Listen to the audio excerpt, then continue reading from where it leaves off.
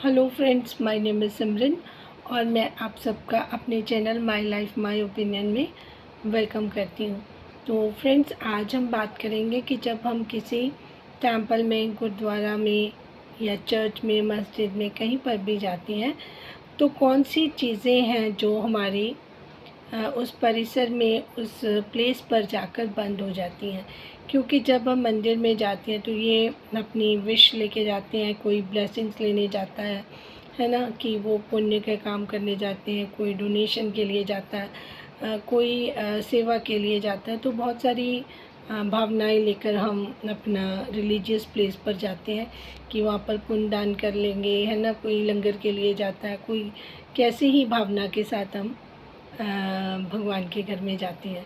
पर जैसे ही हम उस प्लेस पर एंटर करते हैं तो कुछ चीज़ें हैं जो ऑटोमेटिकली हमारी बंद हो जाती हैं।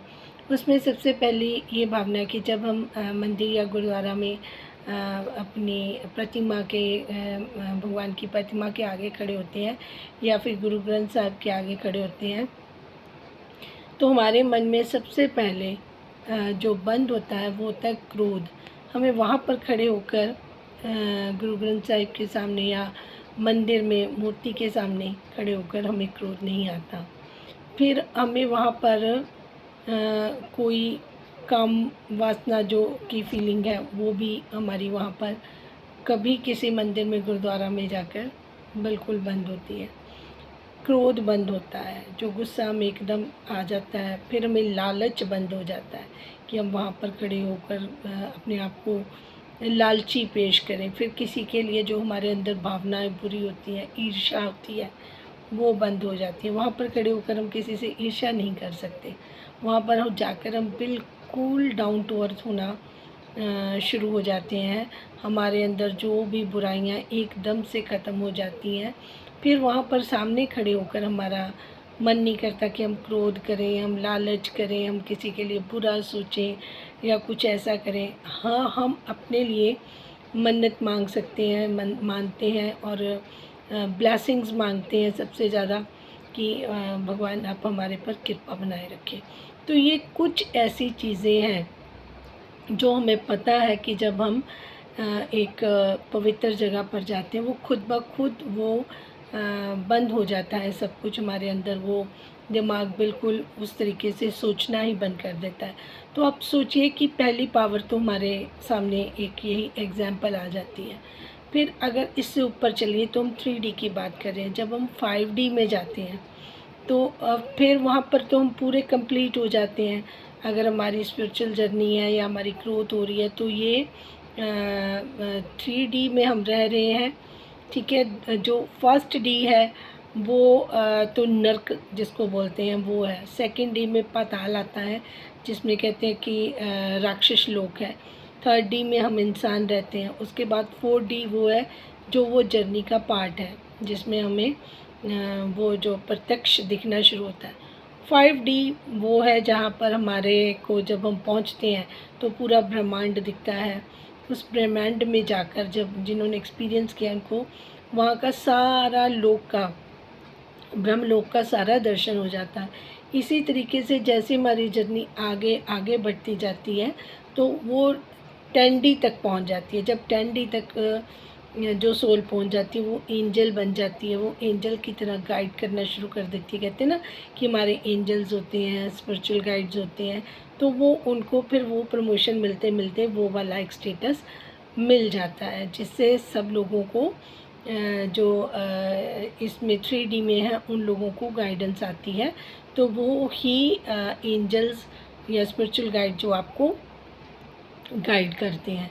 तो अगर हम भगवान का नाम लेते रहते हैं, जाप करते रहते हैं, ये सारी चीज़ें करते रहते हैं तो वो हमारे लिए इजी हो जाता है।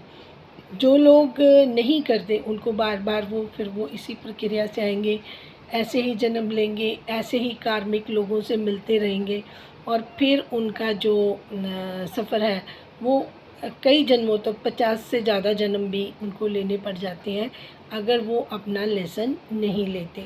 तो बेहतर है कि अब तो आपको एक डिजिटल प्लेटफॉर्म पर बहुत सारे लोग हैं जो आपको गाइड कर सकते हैं कि आपको अब इस तरफ जाना ही है, ताकि वो आपको मोक्ष मिले, आपको प्राप्ति मिले, आपका जो ये भटकना है आपकी बार बार वो बंद हो जाए। क्योंकि हर जन्म इसी तरीके से हर कोई दुखी है।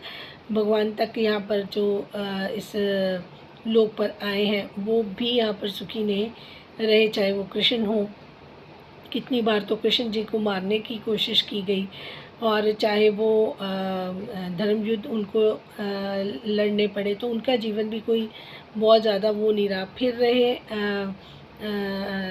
उसके बाद राम जी को आप देखिए 14 साल का वनवास इसी धरती पर आकर काटना पड़ा। तो भगवान भी जब इस 3D में आते हैं तो उनको भी भोगना ही पड़ता है, अगर वो यहाँ पर आकर अवतार लेते हैं। जैसे गुरु नानक देव जी हैं, कितना पैदल चले, लोगों ने उनको भी बुरा भला कहा, उनकी बातों को पहले वो नहीं समझ पाए।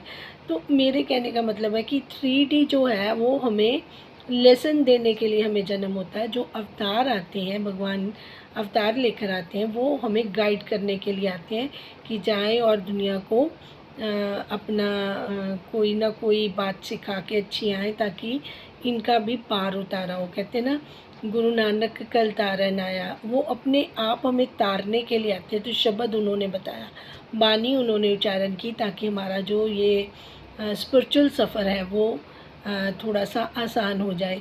जो यहाँ पर हमारे को अवेयरनेस नहीं थी, उसके लिए गीता का उच्चारण हुआ, ताकि जो भी सार है हमारी ज़िंदगी का वो उसी में मिल जाता है। तो कृष्ण जी खुद कहते हैं कि तुम क्या लेकर आए थे। तो यहाँ पर जब तुम जीवन में तुमने लिया, तब तुम पीछे से कुछ नहीं लेके आए थे, और ना ही यहाँ से कुछ लेकर जाना है। तो फिर किस चीज़ का दुख मना रहे हो कि मेरा ये छूट गया, मेरा वो छूट गया, क्योंकि इस संसार में तुम्हारा है ही कुछ नहीं है। तो इसी तरीके से फिर भी हम इसी मोह में फंसे हुए हैं। तो जो इस मोह से निकलने की कोशिश करता है वो उसका पार उतारा होता है। वो मोह से निकलने की, जो मोह माया में हम फंसे हुए हैं, तो उससे हमें वो नाम ही एक ऐसी चीज़ है जो हमें यहाँ से बाहर निकाल सकती है, बाहर इस कीचड़ में से। क्योंकि जब हम मोह में फंसे हैं तो बहुत सारे क्राइम में भी फंस जाते हैं। हम अपना भला, अपनों का भला सोचते सोचते कई गुनाहों में लिप्त हो जाते हैं। फिर वो सर्कल बार अगले जन्म के कर्मा इकट्ठे कर लेते हैं, फिर जन्म लेते हैं, फिर कर्मा इकट्ठे होते हैं, फिर हम उनको क्लियर करने आते हैं। फिर उसके बाद जब क्लियर करते हैं पीछे वाले, अगले बारे और कर लेते हैं। तो पिछले वाले कर्म तो हम दुख सह ही रहे हैं, उनको क्लियर कर ही रहे हैं, फिर आगे वाले गुनाह हम इकट्ठे करते जा रहे हैं। तो इसका कहीं ना कहीं तो स्टॉपेज हमें करना है ना। तो इसीलिए कहती हूँ कि स्पिरिचुअल जर्नी बहुत ज़रूरी है, नाम जापन करना बहुत ज़रूरी है। जैसे जैसे आप नाम जाप करोगे, आपको खुद ही इंटरनल अवेयरनेस मिलेगी। आप मेरी बात अगर ऐसे नहीं समझ पाओगे ना, तो इसको आप एक्सपीरियंस करके देखो, एक्सपेरिमेंट करके देखो। आप सुबह अगर थोड़े टाइम के लिए भी उठ कर जाए, बिना नहाए, बिना ब्रश किए, अपने अगर आपकी आँख खुल जाती है और आप अपने माइंड को ये मैसेज दोगे कि मुझे सुबह अमृत वेला करना है अपना, तो अगर आप वॉशरूम जाकर हाथ मुँह धोकर बस बैठकर भगवान का नाम ले सकते हो, जितनी देर भी आप ले सकते हो।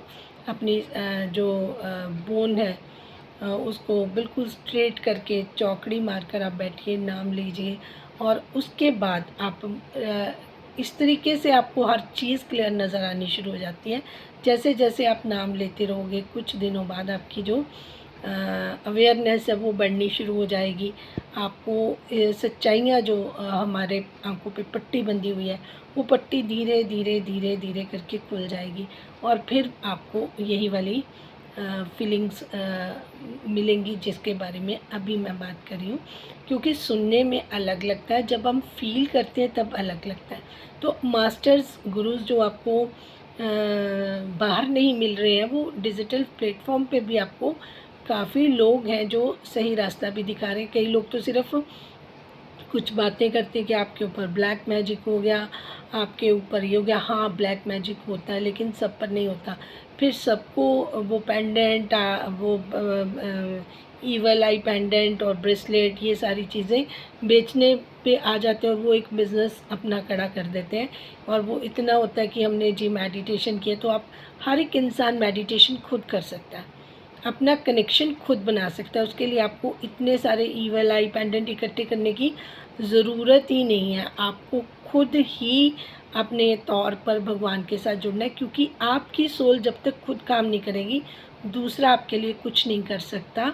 हाँ, आपको गाइड ज़रूर कर सकता है कि जैसे मैं आपको बता रही हूँ कि आप अगर ये करोगे तो आपका जो जन्म जन्म का चल रहा है ये प्रोसेस, ये रुक जाएगा, आपको भी सुकून मिलेगा और आपको, अगर आप अच्छा करते हो आपको रिवॉर्ड भी मिलेगा, आप दूसरों को भी गाइड कर सकते हो फिर, है ना।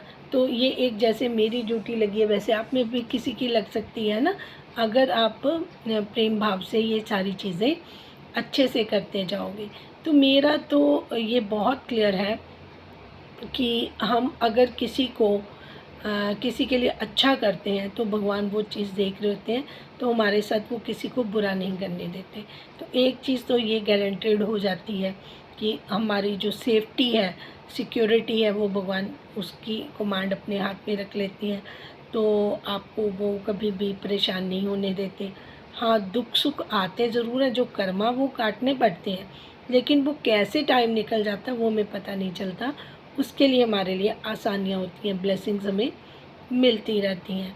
तो जिन लोगों को भी ज़रा सा डाउट हो किसी बात के लिए, वो मेरे से क्रॉस क्वेश्चनिंग कर सकते हैं अपना कमेंट्स में लिखकर। जो क्लैरिटी चाहिए होगी वो भी ले सकते हैं, लेकिन एक्सपीरियंस आपको खुद करना है, मेडिटेशन आपको खुद करनी है और गॉड से कनेक्ट खुद होना है और खुद ये सारी ब्लेसिंग्स अपने लिए लेनी है। इसके लिए आप दूसरे का मुंह मत देखिए कि किसी और के पास चले गए, वो कुछ करेगा आपको, वो ब्लेस करेगा और आपका सब कुछ ठीक हो जाएगा। आपको अपने अंदर वो कमियां दूर करनी है। देखिए, काम क्रोध लोभ मोह अहंकार, ये तो गुरु साहब बोल ही गए। गुरु नानक देव जी ने कहा कि इनसे दूर रहोगे तो भगवान को पाना बहुत आसान हो जाता है।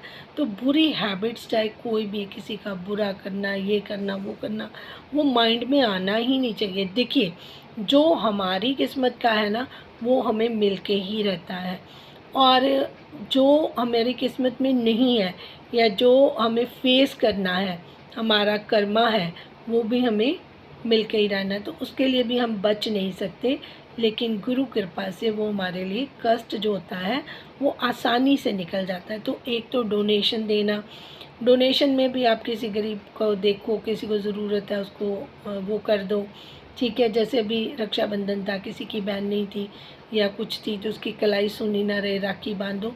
ये छोटी छोटी चीज़ें जो होती हैं ये भी आपको बहुत बड़ा एक मुकाम दिला सकती हैं। तो मेरा तो यही है कि आप जिनको ज़रूरत है उनके आसपास खड़े हो जाइए, यही सबसे बड़ी डोनेशन है। और जहाँ पर दिन रात लंगर चलता है, जैसे गुरुद्वाराज में चलता है, वहाँ पर अपना हिस्सा डालते रहिए, क्योंकि ये भी बहुत ज़रूरी है। खाने वाले हैं तो खाना जो लंगर के लिए व्यवस्था करनी है, उसके लिए भी बहुत सारे लोगों का होना ज़रूर, क्योंकि गुरु साहब के घर में तो कभी ये नहीं हो सकता कि वहाँ पर किसी चीज़ की कमी हो। वो हमारे मन में खुद ही ऐसी भावना डालते हैं कि सेवा जो है वो इतनी बड़ी चीज़ है। सेवा करनी, डोनेशन करनी और भगवान को समर्पण करना, ये कीज़ है। मैं बहुत बार इन चीज़ों को आपको डिटेल में बताती रही हूँ, क्योंकि जो लोग सितारा यासीन के टॉपिक को पसंद करते हैं वो कुछ 500, 700, 800 आके देखते भी हैं। जैसे ही स्पिरिचुअल बात करनी शुरू करो, आपको कोई अच्छी बात सिखानी समझानी शुरू करो, सब गायब हो जाते हैं। फिर फ़िल्टर होकर जो 100-200 इंसान रहते हैं, मैं कहती हूँ वो ही, उनका ही भला हो। उनमें से भी कुछ लोग भी अगर वो इस रास्ते पर चल जाए, मेरा काम यहीं पे हो जाता है। कोई किसी को ये लगता हो कि ये तो जी किसी ने उस दिन बोला आप भी तो आई हैं, आप भी तो, देखिए मैं सही और जो गलत है उसका सोशल को भी मैटर हो वो भी मैं ज़रूर, मुझे डिस्कस करना पड़ता है एज़ पर गाइडेंस, जैसी मुझे डिवाइन गाइडेंस देते हैं कि सोसाइटी में ये चीज़ें अगर फैल रही हैं तो उस गंदगी को भी रिमूव करना है। अपने बेटों को हमें हर चीज़ के बारे में गाइड करना है, जैसे हम बेटियों को करते हैं। पहले तो ये है कि जो सेक्स एजुकेशन है वो घर से शुरू करनी चाहिए। जैसे ही बच्चा थोड़ा बड़ा हो उसको बैड टच, गुड टच के बारे में ज़रूर बताएं। फिर उसके बाद जब वो एडल्सन एज में 13-14 साल में, तो उसमें जो चेंजेस आ रहे हैं, हॉर्मोन्स चेंजेस हैं, उसमें जो बातें बताने वाली हैं, पेरेंट्स बच्चों को गाइड करें। उसके बाद उनको ये गाइड करें कि आपके मन में ऐसी भावना नहीं आनी चाहिए। जैसे वो अपने घर की फैमिली के पर्सन्स को ट्रीट करते हैं, उनके लिए सोचते हैं, आपने वैसा सोचना है।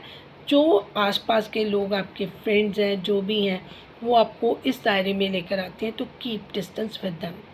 ठीक है, अगर हम घर में माहौल अच्छा रखते हैं, घर में अपनी गाइडेंस पूरी देते हैं, तो सवाल ही नहीं पैदा होता कि हमारे बच्चे कुछ इस तरीके से गलत चीज़ें सीखें। और सबसे पहले जो बच्चे स्कूल गोइंग हैं, उनके घर में टेम्पल्स छोटे सबके घर में होते हैं, तो वहाँ पर उनको ज़रूर कहें कि अपना दिन शुरू करने से पहले, स्कूल में जाने से पहले, आप घर से जब रेडी होकर जाएं, तो आप भगवान के आगे हाथ जोड़ें ज़रूर, और उनको बोलें कि आप हमारे साथ पूरा दिन रहें, हमें अपनी ब्लेसिंग्स देते रहें। एक तो उनका कॉन्फिडेंस लेवल बढ़ जाता है, एक उनको ये यकीन हो जाता है कि हमारे साथ कुछ गलत नहीं होगा। ठीक है ना जी। और बच्चे का धीरे धीरे जो मन है ना, अगर उनको अच्छी बातें सिखाते रहते हैं, वो मन में स्टोर होती है, बच्चे का मन पक्का हो जाता है।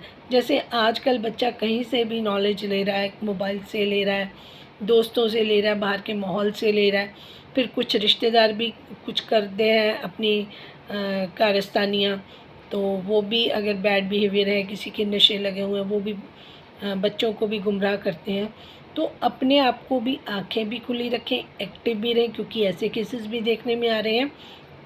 तो उसी के बेसिस पर मैं बता रही हूँ कि अलर्ट रहें, सजग रहें, और अपने आसपास वाले लोगों को भी गाइड करते रहें, ताकि ये क्राइम जो है वो उसका जो परसेंटेज है वो मिनिमम हो। और जो जैसे अच्छे कंट्रीज़ में रूल्स बने हुए हैं बुरे काम के लिए, वैसे रूल्स हर एक देश में होने चाहिए। तो मुझे लगता है कि अब सोसाइटी को खुद इस चीज़ के बारे में एक अभियान स्टार्ट करना चाहिए कि जैसे रेप के लिए बिल्कुल ही फांसी की सज़ा होनी चाहिए, और उसी टाइम होना चाहिए, उसमें कोई देरी नहीं होनी चाहिए, कोई ट्रायल में लेट नहीं होना चाहिए, सो दैट किसी को ये करने से पहले उसकी रूह कांप जाए कि अगर मैंने ऐसे किया तो मैं ज़िंदा नहीं बचूंगा। तो ये हर कंट्री में रूल होना चाहिए, मुझे लगता है, तभी जाके औरतें, हमारी बेटियां, हमारी बच्चियां, हमारी बहनें महफूज रह पाएंगी। और उनको भी बोलिए कि आप कहीं पे ट्रस्ट नहीं करें, आप जहाँ पे भी सोएं, कोशिश करें कि अगर आप घर से बाहर हैं, कोई हॉस्टल में है या कहीं पे रह रहे हैं, तो आप अपना रूम बोल्ट करके सोएं, कुंडी लगा कर सोएं। कभी भी किसी पे भरोसा ना करें, क्योंकि दुनिया जो है वो भरोसे के लायक नहीं है। सिर्फ़ और सिर्फ गॉड पे भरोसा किया जा सकता है, क्योंकि जो भगवान है वो हमारा भरोसा कभी नहीं तोड़ते। Thank you so much for watching. जिनको मेरी बात अच्छी लगी है वो प्लीज़ चैनल को लाइक, सब्सक्राइब, शेयर करें, क्योंकि सराउंडिंग में अगर चैनल बढ़ता है तभी जाकर ये सारी चीज़ें हमारी स्प्रेड हो पाती हैं, हमारी अच्छी बातें जो हमारे चैनल पर आपको हमेशा अच्छी बातें मिलेंगी, तो फिर वो जो इस टाइप के लोग हैं, इंटरेस्टेड लोग हैं, उन तक ये पहुंचती हैं, और इसमें मुझे आप सबका सहयोग चाहिए। Thank you so much for watching. Thank you.